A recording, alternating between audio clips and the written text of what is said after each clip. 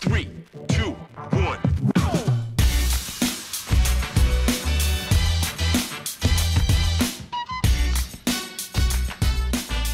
So, For sure. like, I don't know, like, Rants. I Legacy, understand. right? I understand the legacy You've got to get thing. to Madrid. I do. You've got to I get do. to I Barca, do. Madrid, United, I understand. I understand. I City. understand. I understand. You're right. But then on the flip side, the French people have other ideas. They're saying, cool, you've got this, you've got that. But at the same time, you've got the Qatari-owned PSG, you've got Macron that's very close to the French national team. And you saw he was there with MBAPPE speaking to him after the game.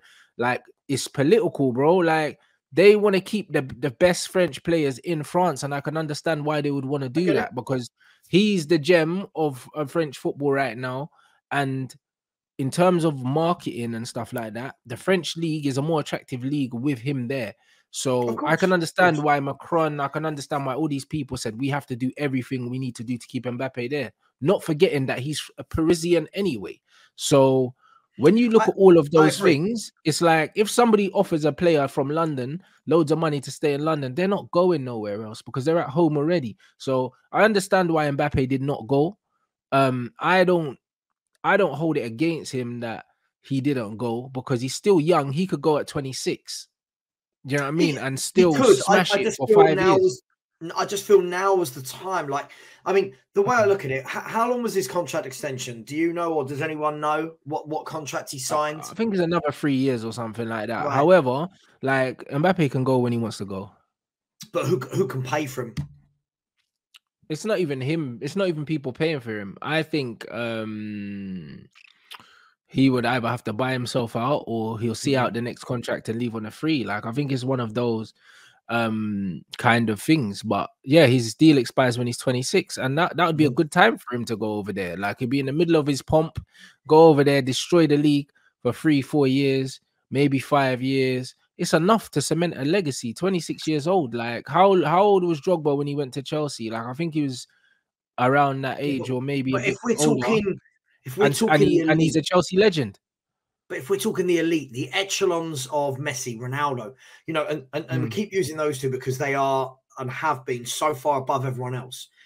It wasn't that they did it for a few years. You know, you think those two have been at top clubs for 16, 17, 18 years. Listen, I don't want to knock PSG, right? PSG are a top club in terms of they get to what I'd say quarterfinals, semi-finals of the Champions League every year. That's what I expected Man United to do when I was growing up, and most of the time they didn't even do that. No, I hear you, but for me, it's okay. Let's put it this way: when you play for Barcelona, right? Yeah, like Messi did. When you play for Man United, Real Madrid, like Ronaldo did, the expectation on your shoulders goes through the roof. Yeah, every game it is. This guy's got to perform against the best in the world because he is our main man and we are one of the biggest clubs in the world. He don't have that in the French league. I don't think he's got that because there's not enough competition. I just, look, it's only me. It's only my opinion. I just think it's a shame that he didn't go to one of the giants and really cement it down. If he does at 26, great. I just at the moment, I can't ever put him in the same league as these two whilst he's playing football in the French league year in, year out. That's only my opinion. I take for granted that other people won't agree with it. I get it. No, I 100% get it. I'm looking at it, obviously, from both sides. With the footballer, obviously the player, the brand, and then also the size of clubs. Obviously, when you go to Manchester United, for instance, it's a different level in terms of the following, in terms of all of those things. Like, so I get it. But the one thing about MBAPPE is I just feel like he's got time on his side. That's why I wouldn't look at the fact that he hasn't moved yet, because no, of course he's gonna be 24 tomorrow, and he's got so many years, bruv. Like we know that strikers typically peak like in their late 20s, like, do you know what I mean? They're about 27, 28, 29. That's when they peak, like, and then it's the only way is genuinely down from them, unless you got someone like a Benzema who has got so many weapons. that he's got longevity. Mbappe's not going to have that longevity. Mbappe's not going to play till he's 35 at the top level. He doesn't have the weapons for that. But what he does have now is explosive pace. So while he's got it, he's going to be a nightmare. Oh, I agree. I'll tell you what, one comment I really, truly agree with, right? If you go to low key 11, right? This for me is quite a prominent comment where he said Mbappe will be 25 next year, still without a Ballon d'Or. Now, this is an interesting way to look at it because, again, when people do the comparisons, at 23, Lionel Messi had 3 Ballon d'Ors. 3, right? 3 Ballon d'Ors by the age of 23. That's ridiculous, right? Now, I don't think Kylian Mbappe is not going to win the Ballon d'Or next year. The next Ballon d'Or coming up. He won't. Messi will win the next one because he won the World Cup. Right. Messi will win the next one. So then by the time the earliest Mbappe can win it is 25. 25, 26. I think Mbappe will win 3 Ballon d'Ors.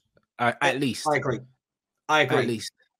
I agree. Do you think, here's a question then. Let me flip my question with the PSG thing, Rants. Yeah. Do you think, and I know I'm being slightly contradictory here because I've just said that Messi will win it.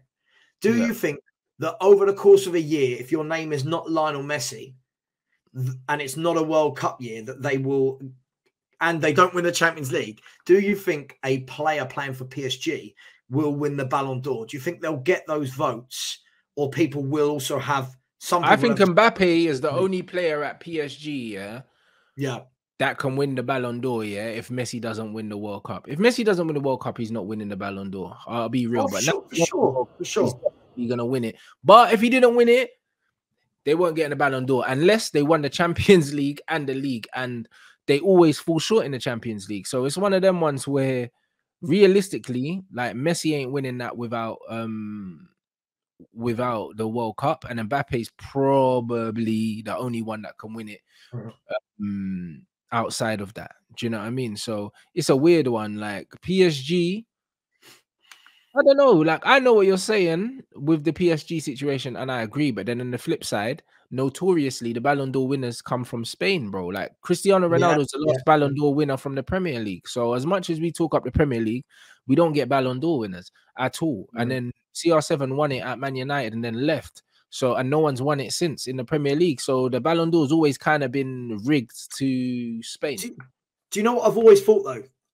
Listen, whether or not it's been, you know, La Liga and Premier League have swapped over the last 15 years as being the best leagues, right? Right. What I've and always it was thought, the Italian league before that. Exactly. What I've always thought though is that whilst we've had a collective number of top players in the UK in the Premier League, I've always thought that the standout players weren't here. Apart from when Ronaldo was at Man United, I mean, you've always had the standouts, the Kakas, right? The Ronaldinhos, the Messis, Ronaldo, other than when he was here. I've always thought that those best players have always been at Real Madrid or at Barcelona.